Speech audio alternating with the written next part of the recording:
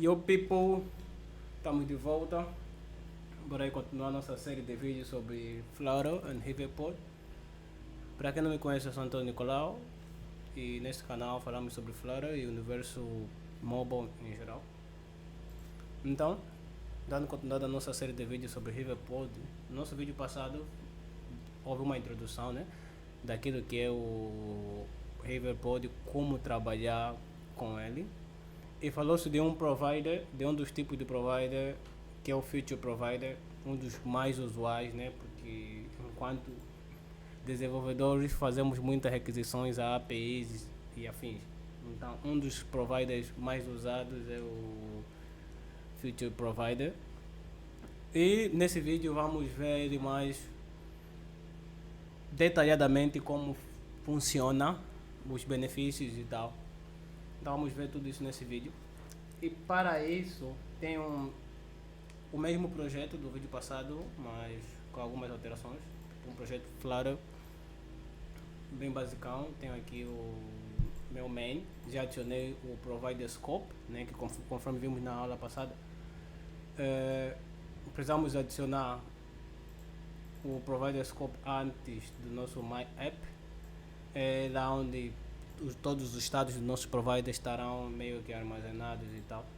Então precisamos adicionar o nosso provider scope para começarmos a usar o Hyperpod, é o mesmo funcionamento do provider, só provider. E temos a nossa homepage, que simplesmente é um consumer widget, podia ser um stateless widget, se força do hábito. E ele simplesmente tem um center, um scaffold, um center com um teste design maravilhoso, que é esse que está aqui na tela. Tem um Flutter Action Button, que é simplesmente quando clicado navega para a página de To-Do. No caso, nessa ação aqui ele navega para a página de To-Do, que não tem nada além de um scaffold com um app bar, e no body temos um container com background color red. Só isso. Vamos começar a construir a partir daqui. E para vermos o funcionamento do Feature Provider, precisamos, né, de ter uma requisição HTTP ou qualquer outra. E para exemplo, vamos usar o JSON Placeholder API. Eles nos tem lá os endpoints deles para teste, e o que nós vamos usar é esse de to-dos, que ele nos retorna uma lista de vários to-dos, acredito que 200. Então vamos fazer a request para esse endpoint e bora lá começar. Então, além da minha homepage e da minha to-dos page, eu tenho o meu to-do model, que já foi criado com base nesse JSON que é disponibilizado. E para gerar esse model, pode simplesmente copiar todo esse JSON e entrar no QuickType, colar, dar o nome e ele gera aqui o teu model, certo? Então tenho aqui o meu model, que vai ter um user ID, um title e um completed, que é um bool. No caso nós vamos usar, por exemplo, mais o title, mas nosso model já está criado.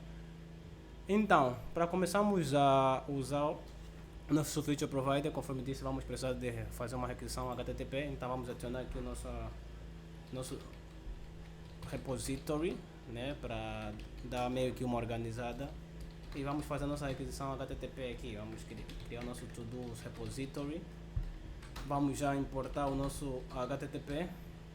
Então daqui em diante, até o momento, vai ser simplesmente uma requisição HTTP normal, né? Nós vamos ter o nosso repository, que ele vai ter um método do tipo feature, nesse caso, que vai nos retornar uma lista de to-do model. Vamos chamar esse método de simplesmente get. Ele vai ser async e vamos criar o nosso método aqui.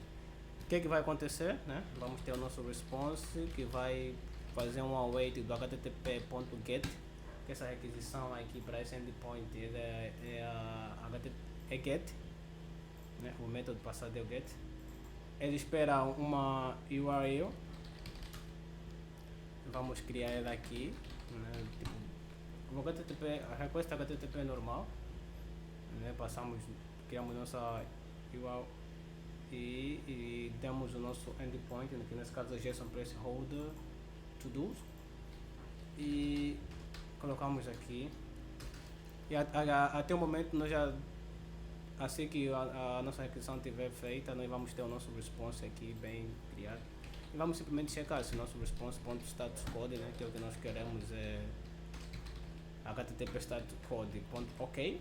Podemos diretamente verificar se esse status code é 200, né, mas vamos lá preferir usar essa constante já do http. Já nos dará o valor atualizado para o caso de um dia esse valor mudar. Então, se for isso, nós vamos criar nossa lista de to-do. Vamos ter nossa lista de to-do, caso contrário, simplesmente aqui para, né, não nos alongarmos muito, vamos retornar uma lista vazia. Então vamos fazer o parse, vamos criar nossa JSON list, porque ele não vai nos retornar apenas um item, mas vai nos retornar uma lista. Então vamos fazer a conversão, né, desse nosso JSON para uma lista de tudo. Para isso vamos usar o JSON decode e vamos passar nosso response.body. E vamos dizer que tem que fazer o decode desse nosso JSON para o tipo list. E uma vez que ele é list, nós podemos facilmente iterar essa nossa lista usando o for, né, ou um outro ciclo de repetição. No caso aqui vamos usar o for.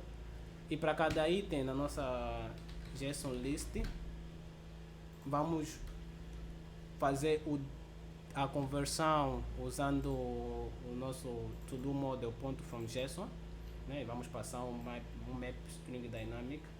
Vamos fazer a conversão de JSON, no caso aqui de dynamic, né? Vamos fazer a conversão de dynamic para o nosso to-do model. E vamos precisar adicionar o resultado em algum local, então vamos criar aqui uma variável result, que vai ser uma lista de to-do model.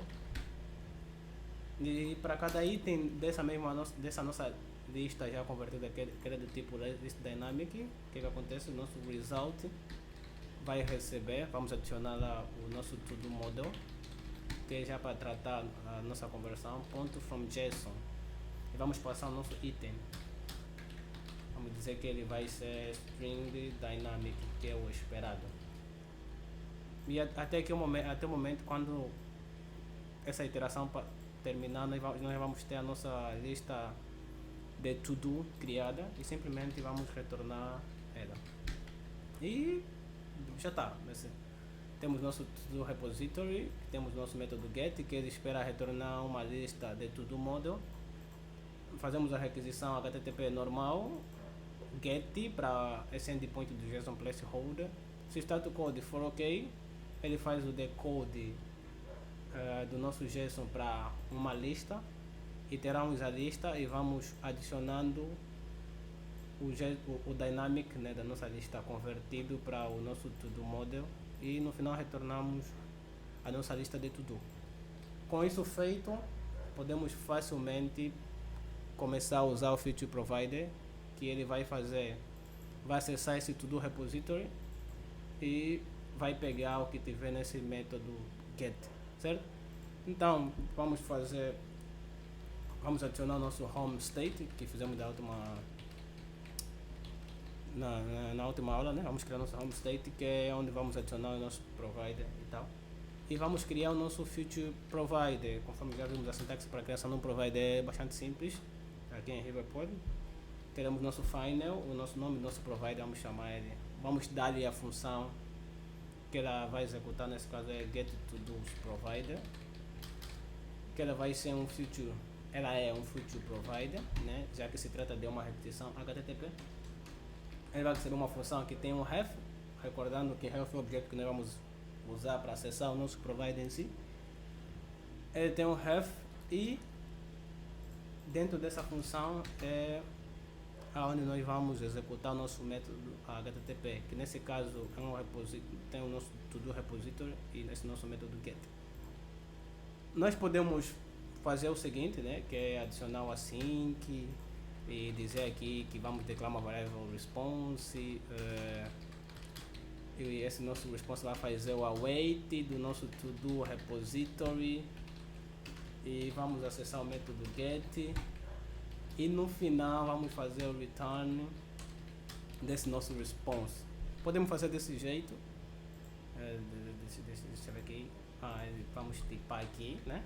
Vamos tipar o nosso feature provider dizendo que ele vai ser do tipo list to do model.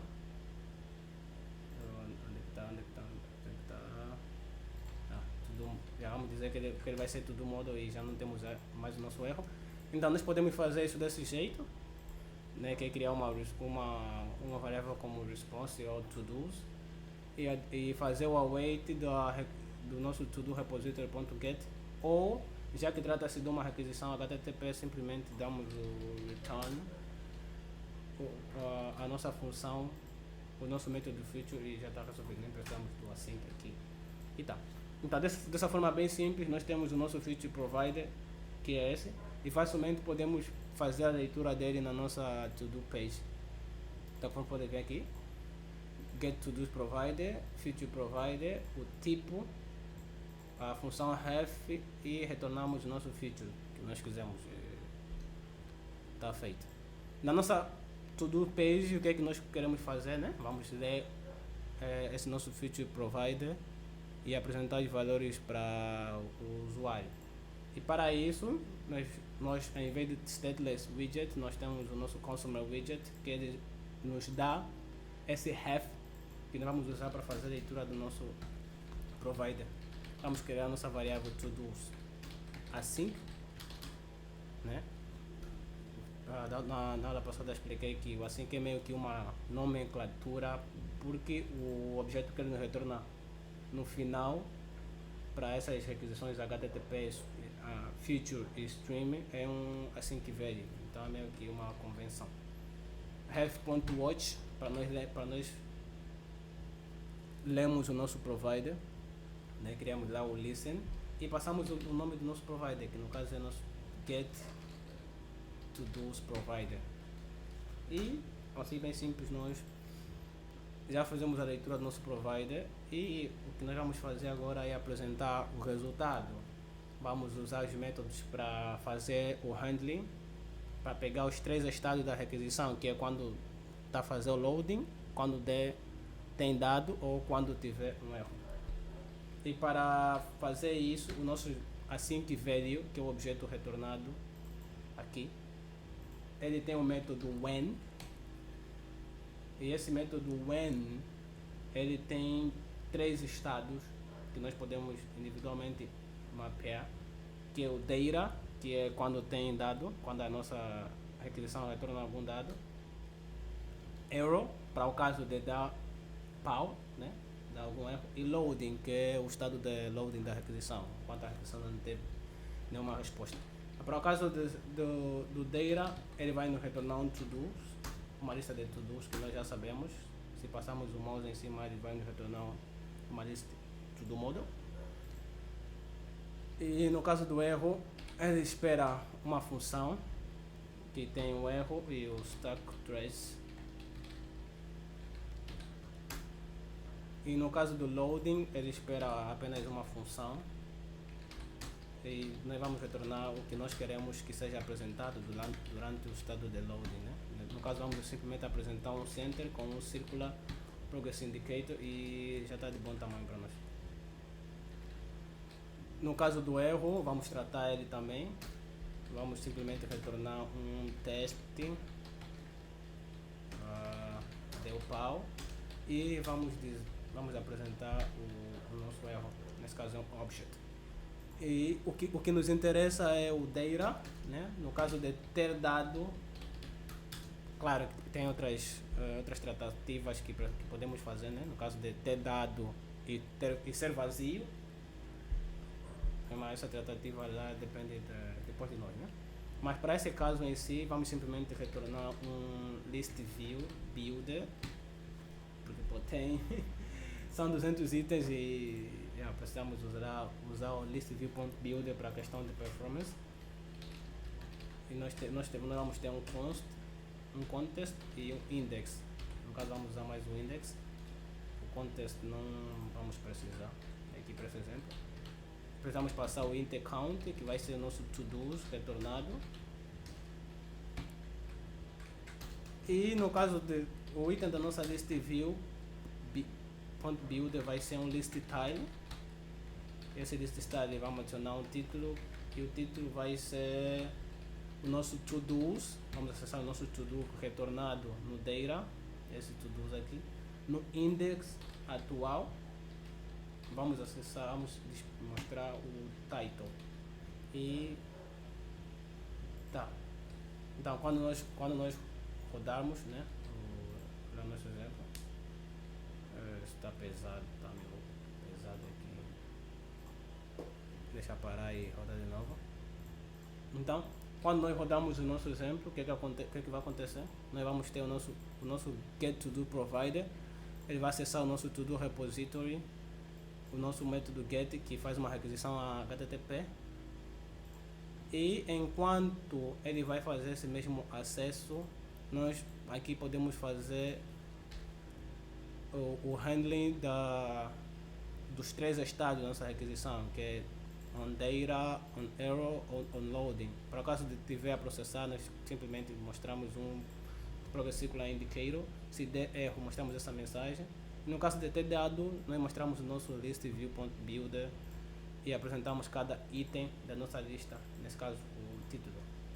E se formos aqui no nosso to-do page, ele vai mostrando o circular progress indicator, porque a requisição ainda está processando. Se der pau, vai mostrar essa mensagem aqui. Caso funcione, ele vai no data e vai nos apresentar o resultado. A conexão está meio lenta, então vamos ver como é que ele fica. Vamos se aguardando um pouco. E funcionou. Temos aqui a nossa lista. Como não houve nenhum erro, né, foi uma requisição sucedida, ela nos apresentou aqui a nossa lista. No caso aqui é um list view.builder e tá. O feature provider, uma vez que a requisição é feita, ele por default ele faz o cache do estado atual da nossa requisição, né, dos nossos dados. Então se nós não dizemos explicitamente para ele remover esse dado do cache, invalidar o nosso provider, mesmo que eu saia dessa minha página e volte o meu dado, ele já não faz mais a requisição à API. Ele vai mostrar os dados previamente apresentados. Esse é um dos comportamentos com Feature Provider, Stream Provider. Tem essa particularidade. Isso é bastante útil para casos de que nós temos dados que não precisam mudar cada vez que o usuário entrar na página. Nós já temos meio que um cache embutido aqui. Esse é um comportamento que nós podemos mudar, né? Porque dependendo do user case, nós queremos que sempre que o usuário vai na página, ele tenta pegar os dados mais atualizados. E para fazer isso, nós podemos adicionar um modifier, que é o autodispose, basta adicionarmos ele depois do nome do provider. E esse modifier, ele indica ao RiverPod de que esse provider vai ser autodispose, ou seja, uma vez que a página, o widget que inicializou esse provider for removido da árvore de widget, né, for eu sair da página, o que vai acontecer é que ele vai pegar esse mesmo provider e vai invalidar ele. Próxima vez que fizer a leitura vai ser um provider inicializado do zero. Os dados anteriores vão ser removidos. Então não temos mais esse cache. Se eu vou aqui na minha home state, na minha to-do page, ele vai fazer a requisição normal que aconteceu aquela hora. Vai tentar lá pegar os dados, né? E uma vez que eu sair, fechar essa página e voltar novamente, tem os dados aqui. Se eu saio da página, a página já não está na árvore de widget, então esse provider, por eu dizer que ele é autodispose, ele vai ser invalidado. Se eu voltar novamente, ele vai fazer a requisição novamente, porque já não tem os dados anteriores. Então, se quisermos remover aquele efeito aquele comportamento de cache, só adicionamos esse modifier autodispose. Para o caso aqui dos exemplos, não queremos ele. Só dar aqui um refresh. O start. Se eu vou aqui, ele vai fazer a aquisição normal e tal. Então, funcionamento do Feature Provider é dessa forma que nós declaramos, elemos um Feature Provider. Para ler os dados, nós podemos usar o método when para fazer esse map, ou podemos usar algo bonito, né, que foi introduzido lá no Dart 3, acho, que é o Pattern Match, que nós usamos o switch, né, usamos um novo switch para checar os 3 estados que nós temos aqui. Deixa eu copiar aqui esse nosso list view e vamos fazer o seguinte, vamos remover esse when e podemos também fazer a leitura desse nosso feature provider dessa forma muito bonita e muito estilosa. Que usamos o novo switch para fazermos pattern matching, a expressão é essa. Então nós fazemos o switch e dizemos que vamos fazer o switch do nosso to-do async. E o que vai acontecer agora? Nós vamos checar se esse nosso to-do async, se ele for async-deira, tiver um value que ele é um to-do, né? Se ele for async-deira, se for async-deira e o seu value for uma lista de to-dos, que nesse caso ele espera uma lista de to-do, ou vai retornar uma lista de to-do, o que vai fazer? O que vai acontecer? Ele vai me retornar essa minha lista esse meu list view.builder. Se for async-deira, essa async-deira é o que é retornado no caso de tiver dados. Certo?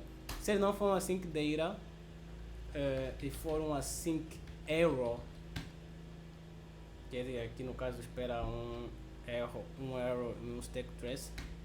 Se for um async-error, nós vamos retornar um teste. Contexto del vamos retornar aqui o nosso error. Nós temos que verificar se o async-deira, o nosso error existe, né? Se for um error, se for async-error e o nosso error existe, vamos pegar esse error e vamos apresentar aqui em forma de texto. Caso contrário, se não for nenhum desse estado, está em que estado? Está em estado de loading. Então simplesmente vamos apresentar o nosso center com o nosso circular progress indicator e dessa forma nós mapeamos os 3 estados sem necessidade de usar um map, né? Que dependendo de cada um pode não estar muito bem visível. Para estar mais com uma melhor visualização, vamos remover esse nosso list daqui. Vamos criar um outro widget, né? Um widget à parte, nesse caso vai ser um to-do list e passamos desse jeito. Temos aqui a nossa lista de to-do, né? Que não mudou nada. É simplesmente um stateless widget que recebe por parâmetro uma lista de to-do e tem o list view.builder, blá blá blá. Então, fica bem melhor visto esse nosso pattern matching. No caso, é o que? Nós fazemos o switch do nosso async to-do async e verificamos se ele for async-deira. Se for async-deira, ele vai nos retornar, vai nos mostrar nossa lista de to-do. Se for async-error, vai nos retornar essa mensagem de erro dizendo que deu pau.